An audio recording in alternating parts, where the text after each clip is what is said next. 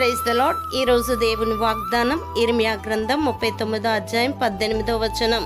నీవు నన్ను నమ్ముకుంటివి గనుక నిత్యముగా నేను నిన్ను తప్పించదను. ప్రియదైవజనమా, శ్రమ అయినను, బాధ అయినను, హింస అయినను, కరువైనను, వస్త్రహీనత అయినను, ఉపద్రవమైనను, ఖడ్గమైనను దేవాది దేవుడే నిన్ను తప్పించును.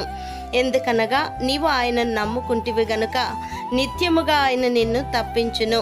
నీవు ఖడ్గము చేత పడక దోపుడు సొమ్ము దక్కించుకొనున్నట్లు నీ ప్రాణమును నీవు దక్కించుకొందువు.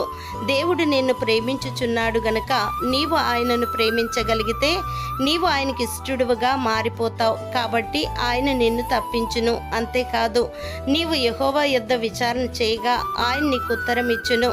నీకు కలిగిన భయములన్నిటిలో నుండి కూడా ఆయన నిన్ను తప్పించును. దేవుడు మిమ్మును దీవించునుగాక. ఆమేన్.